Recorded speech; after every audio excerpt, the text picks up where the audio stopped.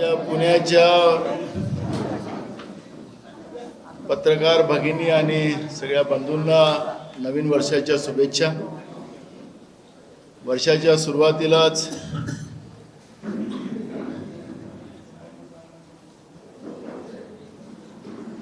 पुण्याला येऊन आपल्या सोबत संवाद साधण्याची ही संधी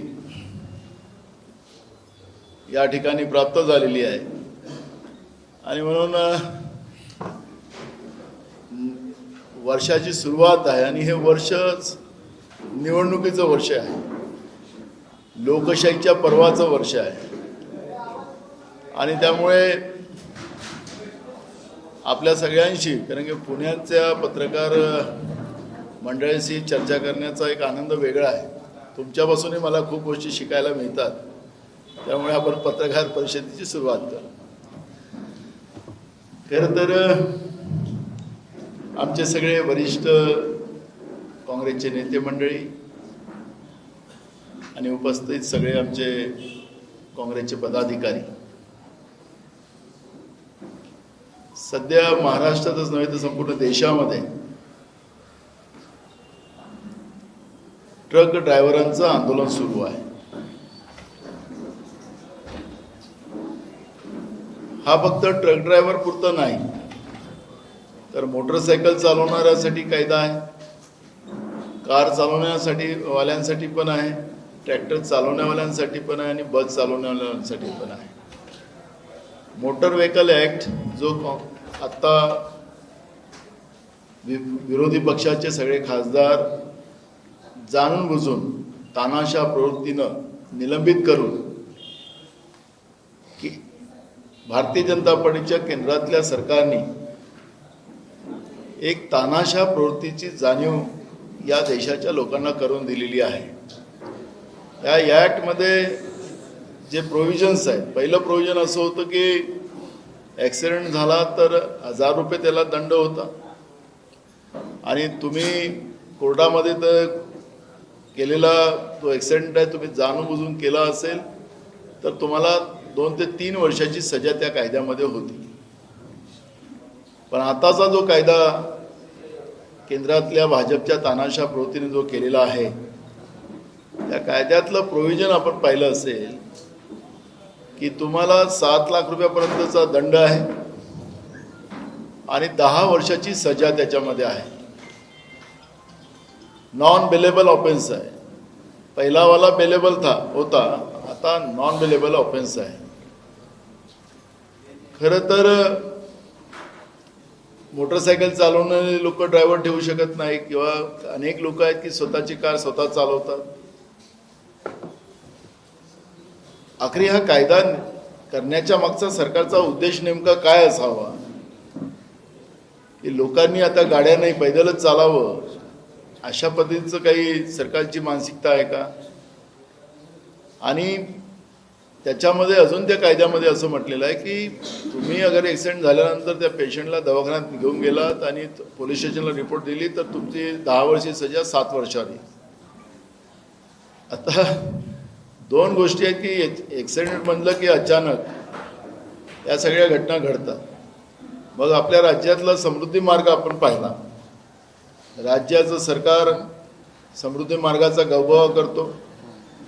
स्वतः देशाचे प्रधानमंत्री नरेंद्र मोदीजी येऊन त्या रस्त्याचं उद्घाटन त्यांनी केलं आणि सांगितलं की यामुळे महाराष्ट्राची समृद्धी होणार, देशाच्या विकासामध्ये समृद्धी मार्गाचं मोठं योगदान राहील अशा पद्धतीचं आपल्या देशाचे प्रधानमंत्री येऊन त्या रस्त्याच्या उद्घाटनामध्ये त्यांनी सांगून गेले। मग त्या रस्त्यावर रोज ॲक्सिडेंट होतात, हजारो लोक त्या ठिकाणी मृत्युमुखी पडले। त्याची कारणं मी तर सरकारला सांगितलं होतं की आजकाल या बिल्डिंगला आपण एक पाहिलं, या बिल्डिंगला किती लोखंड लागलं असेल, किती विटा लागल्या असेल, किती सिमेंट लागलं असेल। आजकाल असे ड्रोन निघाले आहेत की ते ड्रोन याच्यावर फिरला की तुम्हाला थोड्या वेळात त्याची सगळी माहिती देते। या रोडमध्ये डिफॉल्ट आहे समृद्धी मार्गामध्ये, त्याच्यामध्ये जे केमिकल्स वापरले पाहिजे होते ते महागडे असतात, ते इस्टिमेटमध्ये प्रोव्हिजन केले गेलेले होते पण ते महागडे असल्यामुळे त्याच्यात वापरले गेले नाही त्या रस्त्यामधली जी लवचिकता आणि त्याला गरम होण्यापासून वाचवण्यासाठी दिले लिक्विड टाकले जात होते, ते टाकले गेले नाही आणि त्याच्यामुळे टायर त्या ठिकाणी गरम होतात आणि लोक त्या ठिकाणी मोठ्या प्रमाणात मृत्युमुखी पडतात आहेत, असं चित्र आपण पाहतोय. तर सरकारला आम्ही सांगितले की ते ड्रोन घेऊन ये, ते कोट्यावधीचे रुपयाचे ड्रोन येतात, ते घेऊन या, किराणी मिळतात आणि एकदा ह्या रस्त्याचं काय प्रॉब्लेम आहे ते तपासून घ्या. पण सरकार ते तपासायला तयार नाही, कारण की समृद्धी झालेली आहे. तर सरकारमध्ये बसलेल्या लोकांची समृद्धी झालेली आहे, पण महाराष्ट्राच्या लोकांचा जीव त्याच्यामध्ये जातो आहे, त्याचं काही घेणं देणं सरकारला नाही. अशा पद्धतीचं भाजपप्रणित सरकार महाराष्ट्रातलं आपल्याला पाहायला मिळते आहे. मी रेल्वेनं आज आलो, जळगाववरून काल मी निघालो, तर सकाळीच मला स्टेशनवर मोठ्या प्रमाणात तरुण मुलं मुली मिळालेत. त्यांच्या अनेक परीक्षांचे प्रश्न आहेत. जे मुलं मुली पास झालेत त्यांना नोकऱ्या सरकार देत नाही. पेपरफुटीचे मोठ्या प्रमाणात प्रकरण वाढतात आहेत. आम्ही सरकारला सांगितलं की पेपरफुटी ज्या मोठ्या प्रमाणात या परीक्षेमध्ये होतात, असा कायदा केला की राजस्थानी तो कायदा केलेला होता की पेपरफुटीमध्ये जो कोणी असेल त्याला जन्मठेपेची संख्या दिली पाहिजे. अशा पद्धतीचा कायदा राजस्थान सरकारने मागच्या सरकारने केलेला होता. तर तसं करा ना. तर रोज इथं मुलं मुली मेहनत करतात आणि पेपर फुटला म्हणून ते पेपर रद्द होतात. मुलामुलींचे सगळे मेहनत वाया जाते, त्याच्या आईवडिलांनी त्यांच्यासाठी केलेला पैसा तोही त्याच्यामध्ये वाया जातो. पण हे सरकार राज्यामध्ये कुठल्याही मुलामुलींना नोकऱ्या देणार नाही, त्यांची चेष्टा करत राहणार आणि त्यांच्या ज्या प्रायव्हेट कंपन्या ज्या आहेत, ज्या ऑनलाईन अर्ज स्वीकारतात, त्यांना कोट्यावधीचा नफा कसा कमवता येईल, त्याला कसा मिळवून देता येईल, याच्यावरचं हे सरकार काम करताना आपण पाहतो. आत्ता मी महात्मा ज्योतिबा फुले यांच्या वाड्यात गेलो, तिथं PhDचे विद्यार्थी मिळाले, ते रडत होते. तिथं त्या PhDच्या परीक्षेसाठी सुद्धा माननीय मुख्यमंत्र्यांनी मीटिंग घेतली. मी सेक्रेटरीसोबतही बोललो. आखरी PhD करायला आणि त्यांचं जे काही गरीब मुलं मुली असतील तर त्याच्यासाठी स्कॉलरशिपची व्यवस्था सरकारने करून देणं ही सरकारचा जबाबदारी आहे. पण ते म्हणतात आम्ही 200च मुला मुलींसाठी करू. आता राज्यातले उपमुख्यमंत्री पदावर असलेले लोक तुम्ही PhD करून का दिवे लावणार आहे का असं म्हणतात. आखरी काय चाललेलं आहे या महाराष्ट्रामध्ये आणि देशपातळीवर सुद्धा हे सगळं आज परिस्थिती आहे. शेतकऱ्यांच्या आत्महत्या मोठ्या प्रमाणात महाराष्ट्रात होतात आहे आणि महाराष्ट्रात शेतकऱ्यांच्या आत्महत्या असताना आम्ही विधानसभेत सरकारला आम्ही जे प्रश्न केले, पावसाळी अधिवेशनामध्ये मुख्यमंत्र्यांनी जे भाषण दिलं तेच भाषण आता हिवाळी अधिवेशनातही दिलं. ते पावसाळी अधिवेशनाचेही जे आश्वासन दिले त्याचे आश्वासन पूर्तता सरकारने केली नाही आणि आता सुद्धा तेच भाषण दिलं. म्हणजे शेतकरी रोज आत्महत्या करतात. शेतकऱ्यांच्या म्हणजे पहिल्यांदा असं झालं महाराष्ट्रामध्ये की कांदा उत्पादक असेल की अनेक शेतकरी असतील की वर्षभर आंदोलन करताना आपण पाहिलं. वर्षभर शेतकऱ्यांच्या विरोधातलं हे सरकार, केंद्रातलं आणि राज्यातलं, म्हणजे कोणाच्या बाजूने सरकार हे कळायला नाही. महागाईबद्दल सुद्धा आपण पाहतोय की राजस्थानमध्ये 450 रुपयाचा गॅस सिलेंडर केला असं मी काल पेपरला जाहिरात वाचत होतो. मग आता नरेंद्र मोदीजी देशाचे प्रधानमंत्री आहेत, ते राजस्थानचे मुख्यमंत्री नाही आहे. तुम्ही त्या राज्यामध्ये 450 रुपयाचा गॅस सिलेंडर घोषित करत असाल तर महाराष्ट्रात का नाही, देशातल्या दुसऱ्या राज्यात का नाही? कोणासाठी केंद्रातलं आणि राज्यातलं सरकार चालतंय की मुठभर उद्योगपत्यांसाठी चालतंय का, हा प्रश्न या ठिकाणी निर्माण होतोय. धारावीच्या प्रकरणाचंही आम्ही सरकारला विधानसभेत विचारणा केली, पण सरकार त्याच्यावर उत्तर द्यायला तयार नाही. अदानींना इन्कम टॅक्स माफ धारावीच्या प्रकरणामध्ये, GST माफ आणि मुंबईभर त्यांना TDR माफ. मुंबईतला TDR त्यांच्याकडे राहील, तिथला TDR तर माफच, पण मुंबईतलाही TDR अदानीकडे राहील. म्हणजे हजारो कोटी रुपये अदानीला प्रॉफिट कमवून देण्यासाठी हे सरकार आहे का? अशा अनेक प्रश्न या ठिकाणी निर्माण होतात आहेत. आणि म्हणून ही लोकशाही आणि लोकशाहीच्या माध्यमातून सर्वसामान्य लोकांना न्याय मिळवून देणं ही भूमिका काँग्रेस पक्षाची आहे. लोकशाही वाचणं आणि देशाची संविधानिक व्यवस्था वाचणं ही भूमिका काँग्रेस पक्षाची आहे. आमचे नेते राहुल गांधीजी 14 जानेवारीपासून मणिपूर ते मुंबई त्यांची न्याय यात्रा आता सुरू होती आहे. मागची भारतीय जोडो यात्रा होती, आता मणिपूर ते मुंबई ही न्याय यात्रा सुरू होते. आणि या न्याय यात्रेच्या माध्यमातून या पद्धतीचे अनेक प्रश्न जे सरकार आपल्या दबावानं लोकांपर्यंत पोहोचू देत नाही, ते माननीय राहुल गांधीजी त्या यात्रेच्या माध्यमातून जनतेपर्यंत सरकारने गेल्या 10 वर्षामध्ये या देशाचं काय वाईट केलं, देशासाठी एक सुद्धा चांगलं काम केंद्रातल्या नरेंद्र मोदीच्या सरकारने केलेलं नाही. या देशाच्या संविधानिक व्यवस्थेला पदोपदी, कारण की आपण आता परवा पाहिलं की निवडणूक आयोगाची नियुक्तीसुद्धा करायचे अधिकार केंद्र सरकारने आपल्याकडे घेऊन घेतले. माननीय सुप्रीम कोर्टाला त्याच्यातून बाजूला करून घेतलं. एक कॅबिनेट आणि प्रधानमंत्री असंच ती नियुक्ती त्या ठिकाणी करणार आहे. आणि अशा परिस्थितीमध्ये निवडणुकासुद्धा ज्याला ती पारदर्शकता असली पाहिजे, ती पारदर्शकता राहील की नाही राहील हा प्रश्न या देशाच्या जनतेच्या समोर निर्माण झालेला आहे. आणि म्हणून मी सुरुवातीला म्हणालो की हे वर्ष लोकशाहीच्या पर्वाचं आहे, निवडणुकीचं वर्ष आहे. आणि म्हणून आपल्या सगळ्यांचं योगदानसुद्धा या लोकशाहीच्या पर्वाला सुरक्षित ठेवण्यासाठी लाभावं असं सुद्धा मी आपल्या सगळ्यांना, कारण की आपण चौथा स्तंभ आहे, आपला पण मोठा त्याच्यामध्ये सहभाग आहे, त्यामुळे आपल्यालाही विनंती करतोय, आपण आम्हाला प्रश्न विचारू शकतो.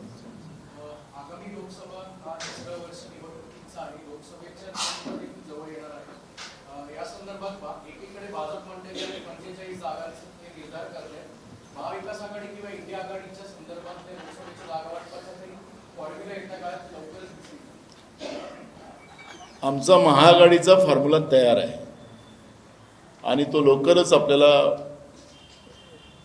जागा वाटपाच्या बद्दलचा निर्णय आपल्याला करणार आहे. आमच्यामध्ये कुठलाही वाद नाही. आणि खरा वाद तर जे तुम्ही महायुतीचं नाव सांगितलं तिथंच वाद जास्त आहे. त्यामुळे घोषणा देतात की आमच्या 45 आहेत की 48 की 50 म्हणतात, मला माहीत नाही, कधी कधी ते काही बोलू शकतात ते. त्यामुळे आपल्या महाराष्ट्रामध्ये 48 जागा आहेत, पण ते 50ही बोलू शकतात. पण मी आपल्याला एक सांगतो की महाराष्ट्रामध्ये महाविकास आघाडीचे जास्त खासदार, आपण पाहिलं परवा एक सर्वे आला त्याच्यात एक आम्हाला जास्त दाखवलेला आहे. पण आता तुम्हाला सांगतो की तो आकडा वाढत चाललेला आहे. आम्ही जवळपास 40 ते 41 जागा महाराष्ट्रामध्ये महाविकास आघाडी जिंकेल. कशा जिंकणार म्हणजे लोकांच्या आशीर्वादाने जिंकणार.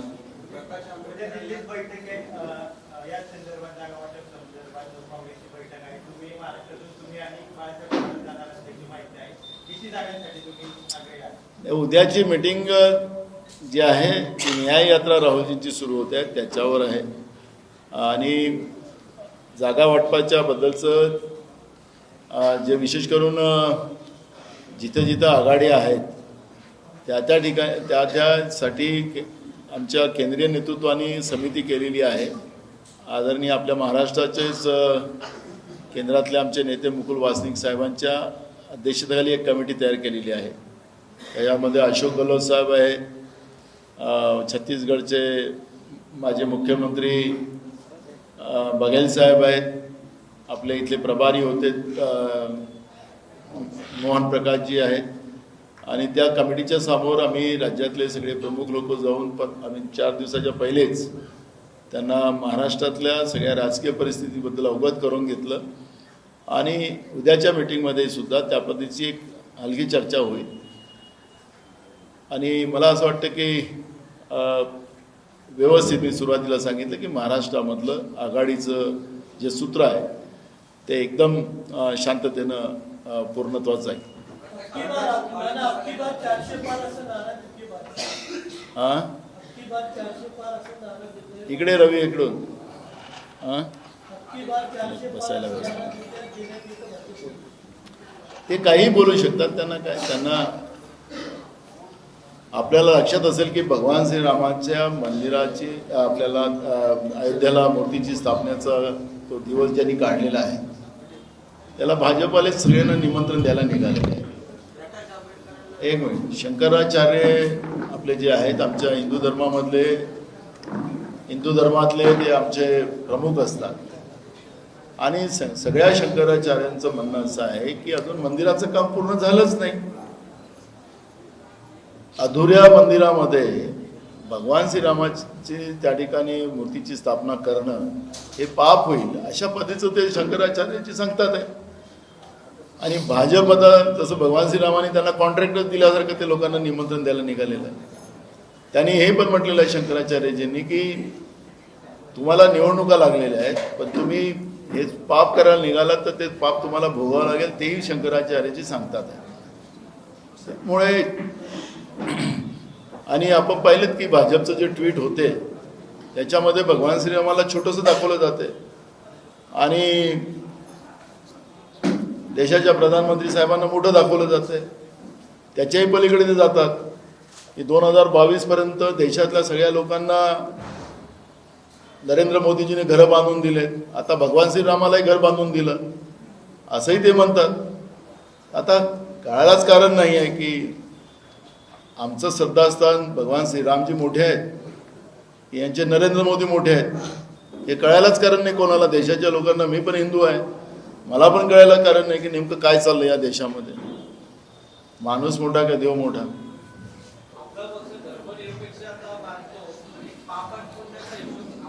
मी सांगत नाही, मी माझ्या धर्माचे जे वरिष्ठ जे हे असतात शंकराचार्य, मी हिंदू धर्मातला आहे.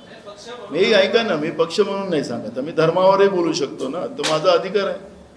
मला संविधानाने अधिकार दिलेला आहे. त्यामुळे कोणाला एखाद्या पक्षालाच अधिकार दिलेला असं नाही आहे. मला संविधानाने मलाही अधिकार दिलेला आहे.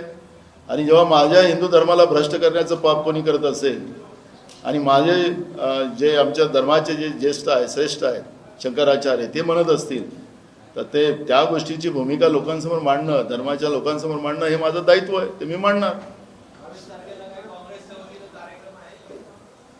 पण त्या दिवशी कशाला करू आम्ही? तो दिवसच ॲक्च्युली तो भगवान श्रीरामाचा दिवसच नाही आहे, रामनवमी पण नाही आहे, काहीच नाही आहे ना. कुठलं त्यांना निवडणुका लढायच्या आहेत म्हणून ते त्या पद्धतीचं करतात का? ते शंकराचार्यजी म्हणतात आहे ते भगवान श्रीरामाला वेटीस धरून टाकलं या लोकांनी. हनुमानजीला धरायचा प्रयत्न केला कर्नाटकमध्ये, पण हनुमानजी आमच्यासोबत आले.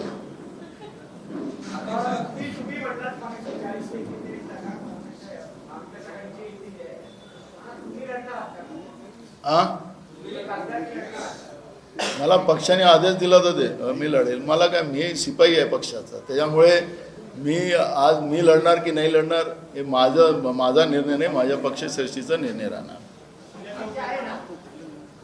पुण्याचा उमेदवार तुम्हाला लवकरच आम्ही उमेदवार पण जाहीर करू.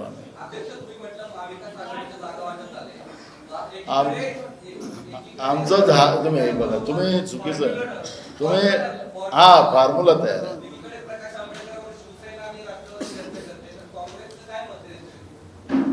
परवा पवार साहेबांचा मला फोन आलेला होता.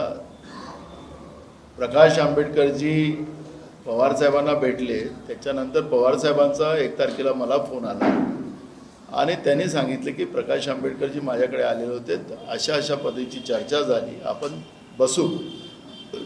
तर मी म्हणालो की खरगे साहेबांच्या अध्यक्षतेखाली आपण दिल्लीतच बसू, उद्धव ठाकरे साहेब राहतील, पवार साहेब राहतील आणि आंबेडकर साहेब राहतील, आम्ही दिल्लीत बसू. त्यांनी ते मान्य केलं आणि आता पवारसाहेब सांगितलं की माझं 3 आणि 4ला त्यांच्या पक्षाचं अधिवेशन आहे शिर्डीमध्ये, तर मी 2 दिवस तिथं आहो. त्याच्यानंतर आणि मी उद्या दिल्लीत आहे.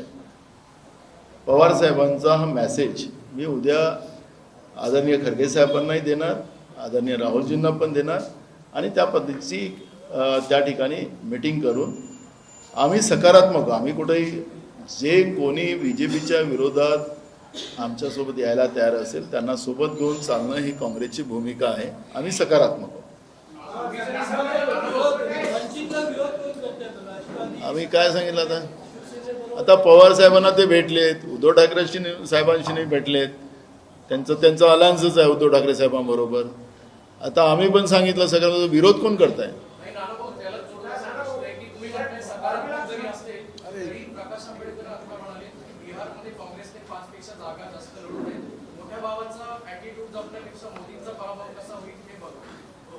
मला एक कळतं की आखरी आम्ही आमच्या पक्षाचा निर्णय घ्यायला आम्ही सक्षम आहोत, त्यांच्या पक्षाचा निर्णय घ्यायला ते सक्षम आहे.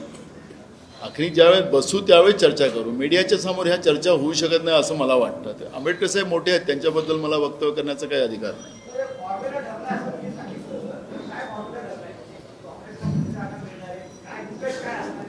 आम्हाला जागा कोण जास्त लढतो की कमी लढतो हा आमचा फॉर्म्युला नाही. आमचा फॉर्म्युला मेरिटच्या आधारावर आहे आणि आम्ही तिन्ही पक्षांनी तो निर्णय केलेला आहे, तो फॉर्म्युला तयार आहे. त्यामुळे आम्हाला जागेची रस्साखेच नाही आहे. जी रस्साखेच आहे ती महायुतीमध्ये आहे, आमच्यामध्ये नाही. ते आम्ही तुम्हाला लवकरच आम्ही सांगू ना. आमचं तिघांची भूमिका स्पष्ट आहे की BJPला महाराष्ट्रातून, कारण की हा शाहू फुले आंबेडकरांचा महाराष्ट्र आहे, छत्रपती शिवाजी महाराजांचा महाराष्ट्र आहे, ज्या महापुरुषाचा सातत्यानं BJP अपमान करत राहिली. त्यांचे तत्कालीन राज्यपालांनी सुद्धा आज सावित्रीबाई फुल्यांचा जन्मदिवस आपण साजरा करतो आहे.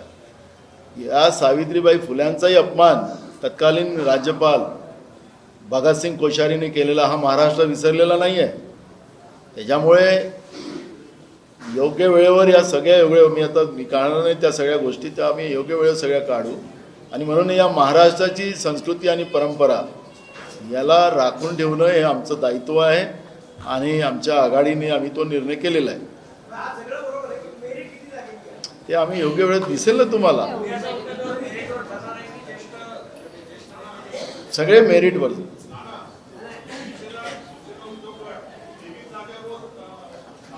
मला एक कळत नाही, उद्धव साहेबांनी स्वतः प्रेस कॉन्फरन्स घेऊन त्यांनी एकही शब्द बोलले नाही की आम्ही 23 लढणार आहोत की 25 लढणार आहोत की 10 लढणार आहोत. उद्धव ठाकरे साहेब बोललेत का?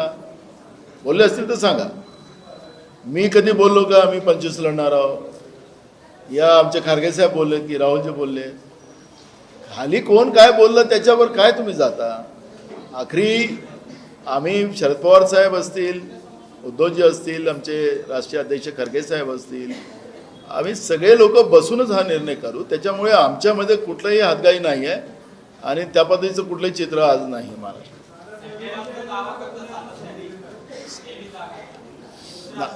त्याच्यानंतर उद्धव साहेबांनी मिटिंग घेतली, प्रेस कॉन्फरन्स घेतली. उद्धव साहेबांनी त्याच्यानंतर सांगितलं, पहिले नाही सांगितलं. 23च्या नंतर उद्धव साहेबांनी मिटिंग घेऊन सांगितलेलं आहे. त्याच्यामुळे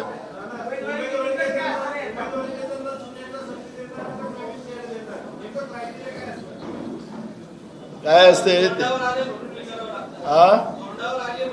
लवकरच सांगतो म्हटलं ना. मी काय म्हटलं की तुम्हाला 2 महिन्यानंतर सांगणार? लवकरच सांगा. मी अजून येतोय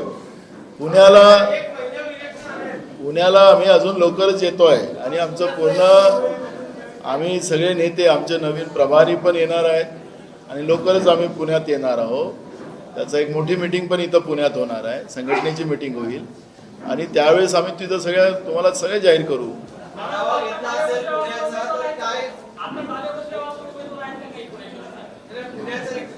काही मैदानात आहेत, काही इथं आहेत. आता कसं सांगता येईल मला? यस, सांगू ना. ते लोकांतला मी बघायची सांगितलं की लोक आशीर्वाद देणार आहे. मी लोकांचं मेरिट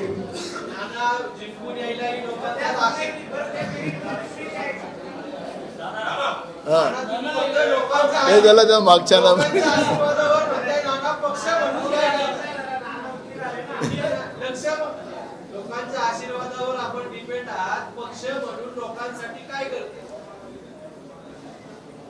एक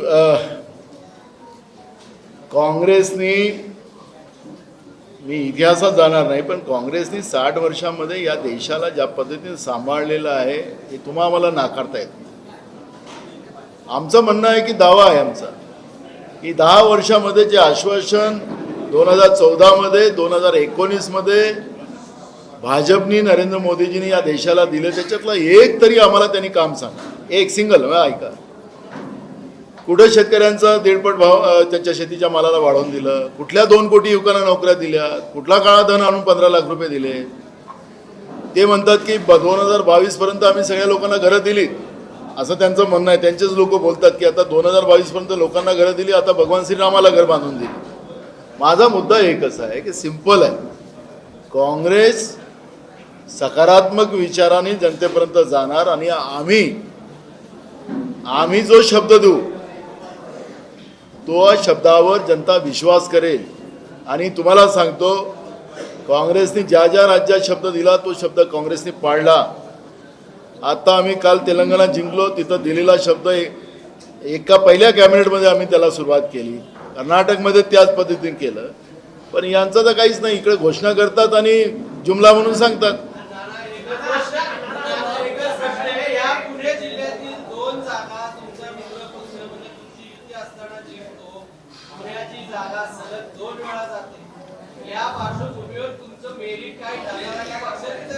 तुम्हाला मी तेच सांगितलं ना, यावेळेस पुण्याची जागा काँग्रेस पक्ष जिंकेल. मी तुम्हाला आतापासून तुम्हाला एक बघा, या सभागृहामध्ये मी कसब्याच्या बद्दलचा तुम्हाला शब्द दिला होता की कसबा आम्ही जिंकतो. तुमच्यातले अनेक लोक हसले, माझं सगळ्यांच्या चेहऱ्यावर माझं लक्ष राहतं, हसले. जिंकली की नाही जागा? रवींद्र धंगेकर जिंकला की नाही? एकदम साधा आहे, माझा फॉर्म्युला ठरलेला आहे, पुण्याची जागा यावेळेस काँग्रेस जिंकेल.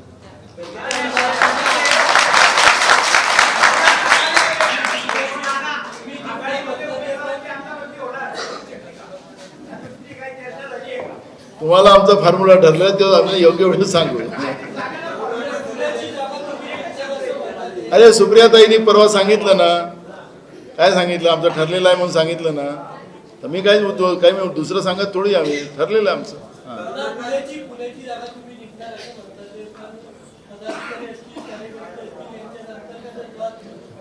मला कसब्याच्या जागेतही हेच तुम्ही सांगितलं होतं. मग आता ती जागा तर येऊनच येत नाही असं सांगत होते.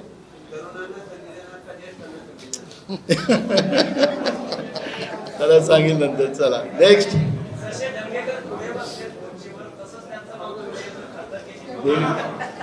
एक बघा, सर्वेमध्ये जे नावं येतील, कोणाला दिल्ली मुंबईत यायची गरज नाही, त्याला त्याच्या घरी आम्ही तिकीट द्यायची व्यवस्था करू. रमेश दंगेकरला मागच्या कसब्याच्या निवडणुकीमध्ये तो दिल्ली मुंबईत कुठंच गेला नाही, त्याच्या घरी तिकीट दिली नेऊन. बरोबर आहे, नेऊन दिली की नाही घरी? यावेळेस हे घरपोच जाईल. ज्याचं नाव मेरिटमध्ये येईल त्याचं नाव देऊ. हां,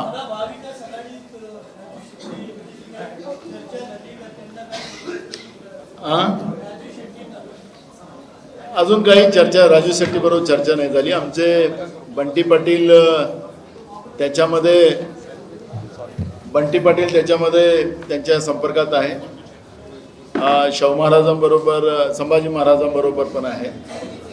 आणि आम्ही सगळेच या काही अलायन्स आहेत, छोटे छोटे पार्ट्या आहेत, त्या सगळ्यांशी आम्ही संपर्कात आहोत.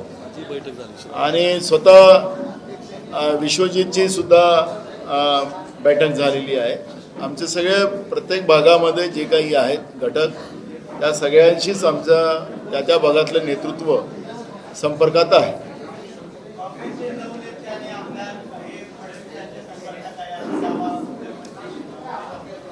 बघा, मी आताच मी ज्या हॉटेलला थांबलो तिथंच मला कमीत कमी 1000 मुलं आज काँग्रेसमध्ये त्यांनी प्रवेश केला, तरुण मुलांनी प्रवेश केला. दंगेकर साहेब होते माझ्याबरोबर. 1000 मुलांनी प्रवेश केला. ते वंचितसाठी काम करत होते, ते काँग्रेसमध्ये आले. तरुणांचा ओघ हा आता काँग्रेसकडे आहे, जो 2014 आणि 19च्या काळात तरुणांचा ओघ भाजपकडे होता, म्हणून ते सत्तेत आले. यावेळेस तरुणाचा ओघ काँग्रेसकडे आहे आणि काँग्रेस सत्तेमध्ये येणार केंद्रात.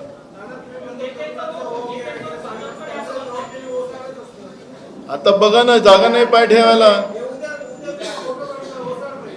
अरे अरे बाबा, रोज पार्टीचं काम थोडी असतं. सगळ्यांना मैदानात तर असलं पाहिजे ना. मैदान, त्यालाच आम्ही लोकशाही मानणारी लोक. आम्ही लोकशाही मानणारी लोक. आम्ही कोणासारखं हुकुमशाहीवाले लोक नाही आहोत.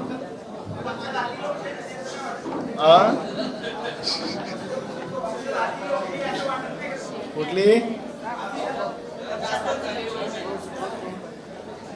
सगळ्यांचे अधिकार आहेत, व्यक्ती स्वातंत्र्य आहे. आमच्याकडे हुकुमशाही नाही आहे. त्यामुळे काही नेक्स्ट. Okay, thank you.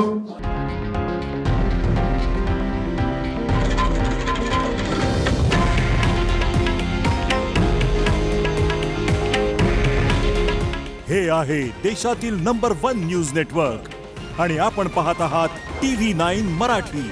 काळजी तुमची, हित महाराष्ट्राचं.